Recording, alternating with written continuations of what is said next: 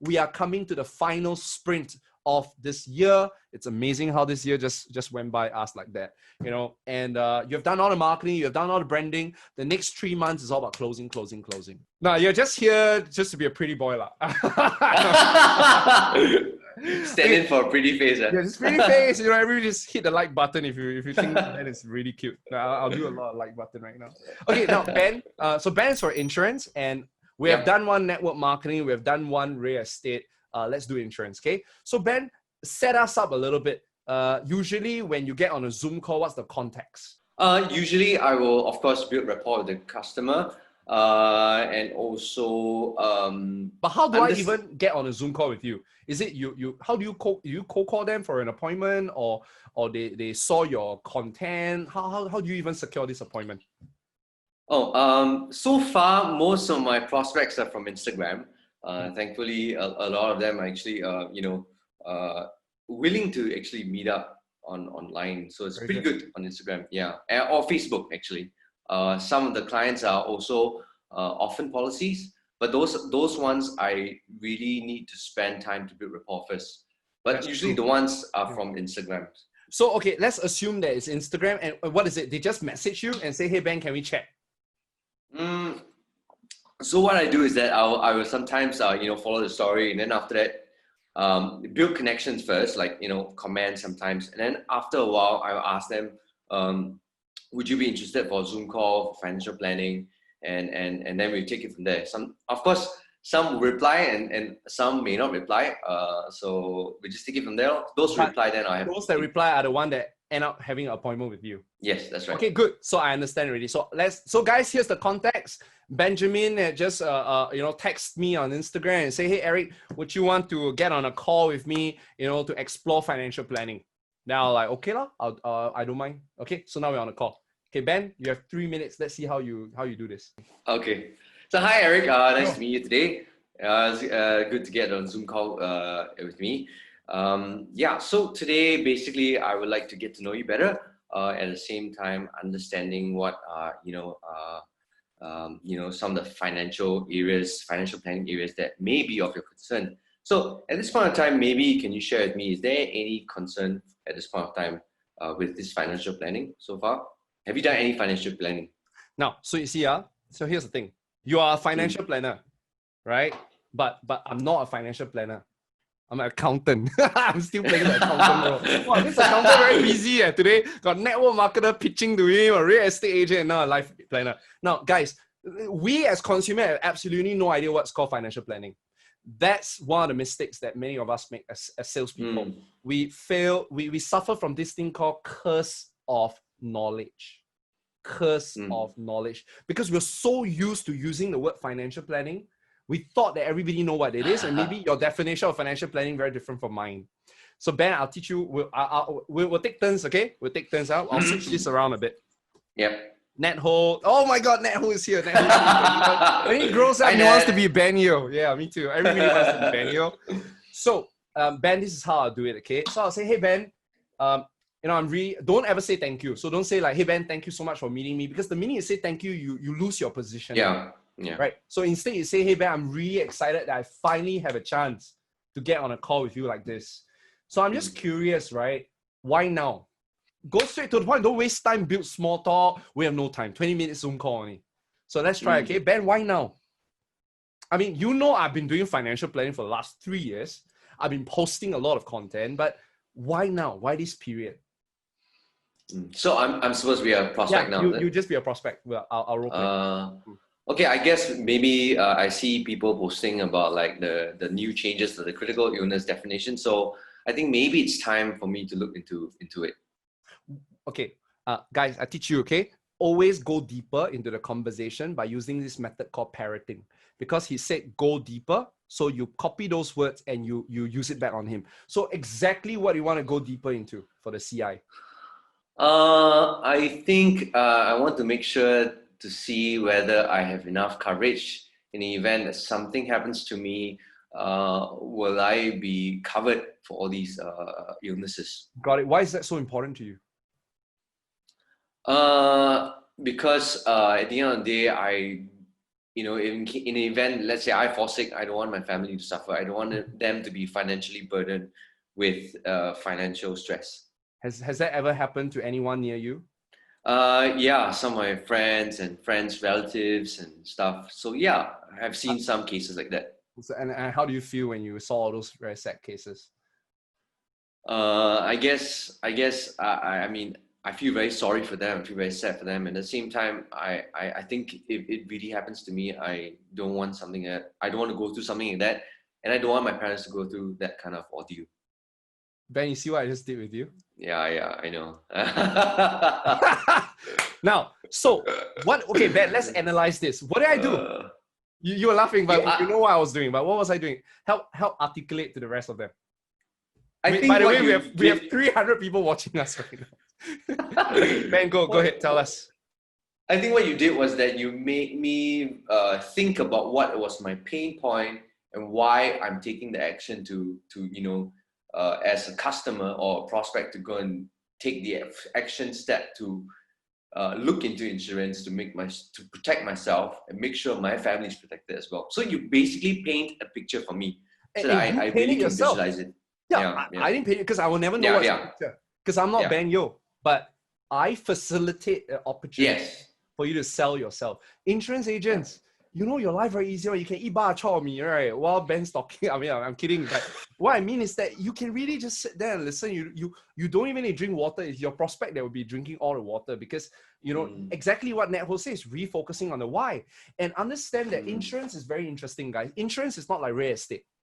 Real estate is usually because there is a certain launch that's coming. So there is a target. But insurance is something that is very evergreen. So timing becomes very important. So you need to always find out what's the trigger event. There is always a trigger event that causes people to think about insurance. Because in a normal situation, none of us will ever think about insurance. Yep. So step number one, all of you, this is just for insurance agent, okay? And actually network marketers may be possible as well. Now, you always need to find out the trigger. What was it that made that guy go, want to explore with me? Something must have happened. You need to find out what that is. Because that thing is basically the thorn in his skin. And I want to find that thorn and I want to make it go deeper so that you feel more pain. And the way to make a person feel pain is to let them do all the talking and just be curious. So Ben, I hear you, and I definitely do not want that to happen, to your parents and to Celeste as well. So what needs to happen in today's Zoom call for you to say that your time is well spent? Maybe to walk through with me what are the necessary coverage based on my income and see what can I do. Very cool. Now, see guys, this is a very important question too. Now that you find what's the push factor, the trigger, right?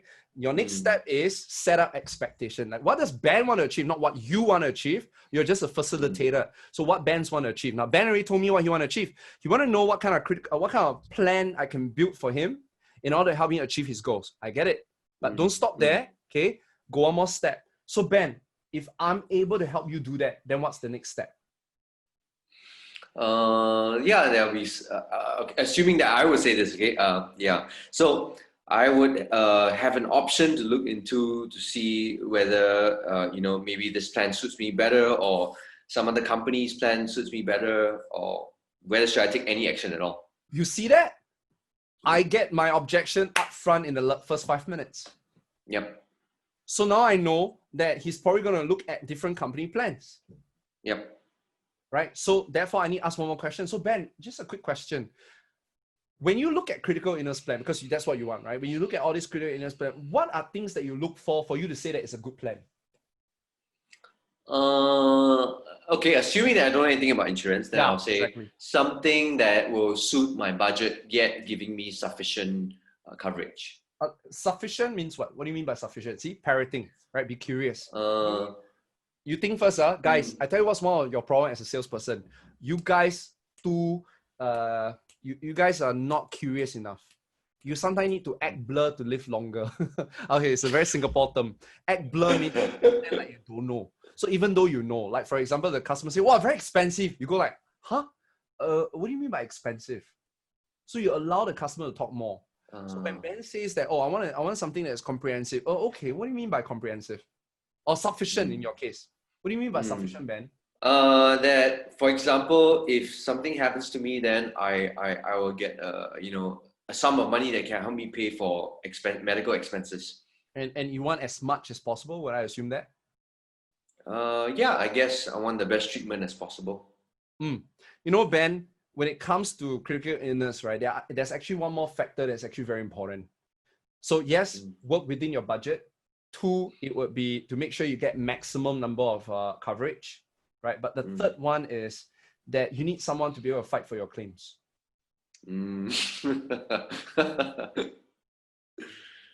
Yeah. Now, you see what I'm doing here is, Ben, you see, I would not have been able to say this if I have not asked you the question, which is, what if I can achieve the things that you want me to achieve, then what's the next step? Because I'm hoping that the next step is you buy from me. But as it turned out, you will not buy from me. You will still go and compare other companies. So therefore, I better make sure I do my homework first. And I want to make sure I add something else in the mix so that I have the highest chance of success, which is me. What do you mean by, you just said something about doing more your homework first? What kind of... Meaning to say, right, that I better make sure as I sell you my company's critical illness plan, I need to know who's my biggest competition. Okay, got it. I can't say it in a screen right now, right? But you see, the mistake that you guys do not want to make is you do not want to bring down another company, but feel free to do comparisons if you need to, because the customer is going to do the comparison anyway. I rather the customer do the comparison while I'm still around, looking at it to say, yeah, it seems like the premium is a lot cheaper, but there is the but that you probably did not realize. So I would even go to, so I'll say, Ben, hey, Ben, so I hear you right now. So it seems to me that what you're looking for is you want to get, first of all, I want to acknowledge you that you're being responsible. And this is the window of opportunity before the CI definition change, right? And my company just extended for another 7 days or 5 days. So time is not on your side, right? But if today I can share with you a plan that is within your budget, that can give you the maximum coverage that you want, then would that be a yes for you?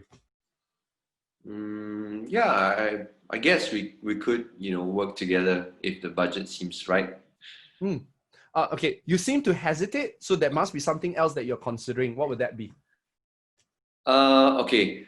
I don't know. Maybe let's assume, yeah. So maybe at this point of time, I don't really know you very well, so I'm not so sure, whether I can trust you at this point of time, for example. Ben, isn't it okay? So Ben, I ask you something. Is this information useful at the start of the sales meeting or after the sales meeting? I think at the start. All objections are useful at the start. Because in my mind, I'm already thinking about how to readjust my presentation to achieve that 3 things you just mentioned. Within budget, maximum coverage, and that I'm somebody that you want to work with. Yeah. You see that? So Ben, so how about this, Ben? Let's break today's meeting into 2. Today, why not let's focus on us getting to know each other first. Right? To know like why I joined this business. Why am I so committed to doing this? Who are my customers and why did they choose me rather than somebody else? Shall we achieve this first? And then in the next meeting, you tell me what are some of the company insurance plans that you're interested to look out for, right? Let me do my homework. Let me help you, put that all together, and then we'll look and we'll compare together. And if there is a plan that my company cannot provide, then you have my blessings and you go ahead and find the agent. Because ultimately, Ben, I'm first your friend, then your advisor. So I want the best for you. But, the truth of the matter is you're a busy guy. You probably have no time to put together all these plans. And there are a lot of clauses that you may not know about. Right? So how about let me help you achieve that part? So 2 parts. Would that be okay? Yep. That'd be awesome. See, guys, as a salesperson, you need to always be in control of the sales conversation. So you find out, right? You find out what is it that they want, and you find out what does it take for them to say yes. And then you throw it back to them and say, okay, I hear you. So these are all the things that need to happen for you to say yes. Is that correct? Until they say correct, then you can feel free to present to them. Otherwise, they will slip away like a slippery snake. and you'll never be able to close the person. Because anyway, isn't all these questions useful for you too, Ben? Helping you sort out your thinking? Definitely very, very useful. And remember Thanks, this, man. no problem, bro. When someone says, I'll think about it, the reasons are a very simple one. It's either they really have no money or they don't see value. And the problem is everybody's definition of value is different. That's the reason why I need to have a conversation with every single of my customer to find out what's their definition of value. Got it. In my case, Ben, I'll ask you, Ben, have you ever worked with an insurance agent before? Yeah, I did. Yeah. How's your experience so far with them? Okay, not bad because she's my dad. So yeah, pretty good. Shit, guys, listen. His dad is an insurance agent. How to fight? At least now I know that who's my competition, right? So I say, Ben, I'm really curious. If your dad is an insurance agent, then why would you not go to him directly? Why do you still want to find options? Because father and son sometimes cannot agree on certain things. So yeah, I want to make sure I myself understand the plans better. Now this is where you can tell stories. See, don't ever tell Ben and say things like, you are right. Don't say that because then you're being biased. But you always give example. Ben, I have some clients whose relatives and very good friends are actually an insurance agent, but they never want to go to them. You know why? Because money is a very sensitive topic and there's a lot at stake. So, sometimes they prefer to work with a third party who is neutral, who can give them unbiased advice. I mean, just imagine if I'm your cousin, right? I mean, there are some things you probably cannot tell me about your legacy, about what you want to do. You also do not want to tell me how much money you have because in future, you might borrow money from me. Man, you see what I just did here? Yes. So the way to tell people what to do is not to tell them what to do, but to give a story. Okay. Basically painting a picture, right? Because facts tell, stories sell, you see. But the thing is that, notice how I'm trying to find out more about you. So now I know your dad is my biggest competitor, but thank God you tell me that the reason why you probably do not want to work with dad is because you want somebody, that you can trust, or you want somebody that's a bit neutral, or at least that's what I plan. Yeah. How do you think so what do you look for in an insurance agent? That's most important. Someone that I can, connect with, giving me unbiased advice. As well as the company that I get my plans from, it should be a respectable or reputable company. But all insurance companies are respectable and reputable. But I want something that at the same gives me good returns. So I think a company that probably at the end of the day can also give me some good returns. You see this? So he might say reputation, but it's not reputation lah, it's returns. So you need to find out. Don't let your customer wriggle away and give you all these big bombastic words and then you get lost. So in your mind, very sharp, okay? You're finding out what does it take for the customer to say yes. That's all I'm doing. Every single question I'm asking is just to find out what does it take for Ben to say yes to me. That's it. Once I get his criteria out, I'm ready to present. Ben, that's the missing piece. No rapport, no need all these things. You just need to find out two things. Why now? Why are they having this conversation with you now? There's a pain point or there's a pleasure point. Number two, what is it that they want to achieve in that Zoom call? Number three, if I can achieve what you want, does that mean, what's the next step? Usually it's a buy lah. If they say yes, buy, I don't have to waste time. I can immediately go for it, right? But because you didn't say buy, you say, oh, I'm still looking for all these things. So step 4, clarify all the criteria for you to say yes. Then once you give me all the criteria already, I'm ready to present to you. Presentation should only take 20% of the whole call. Wow. Okay. You are spending too much time talking already, Ben. You should be spending more time helping them find reasons why they should buy from you. I'm only scratching the surface, bro. There's more scripts I can give you, but I don't want to overwhelm you. But join me next week, all right? I'll probably get another person, but actually, you know what? Join me next week. I'll share with you more scripts. But I want to give other people a chance to also ask questions. But is this useful for you, Ben? Definitely very, very useful. Thanks, man. No problem. Like that, no more objection you'll get. Because the problem why you get objection is because you didn't Yeah. come up beforehand. Then they surprise you at the back. By then, you already spent 60 minutes presenting to them. You already lost your position already. You gave them everything away. Okay? Oh my God, we overran. All right, Ben, take care. I'll see you on Sunday. Thank you. I see you too. Thanks. I think our biggest problem today is that we talk too much. And you want to make sure that you ask questions so that you can clarify what they want. You ask questions so that you can evoke emotions. I think with Ben, it's also important when you're selling insurance, there's always a trigger. There's always a reason why they're talking to you now. You need to find that out because that gives you an added advantage. Please help me hit the like button, help me hit the share button. Let's get this out to as many people as possible. So do that. And I'm pretty sure, you guys will at least see improvement in your case sizes, see improvement in your shortening your sales time, most importantly, increasing your closing ratio. I have just barely scratched the surface here. I got so much more tips I want to share with you. If you guys want to be selected, remember, okay, we have always, every week, we have like 20, 30 questions. So there's no way we can pick all. So be very specific about, what's the problem you're facing. And I'll pick 3 problems to solve next week, okay? So I'll see you guys next week. Let's sharpen your selling skills. Let's build your sales muscle. I trust you found that video helpful and informative. Now, I'll be posting on YouTube a lot more and would love to have you watch those videos every week. So remember to hit the subscribe button below as well as the bell notification. Also, this video would be great for you to watch.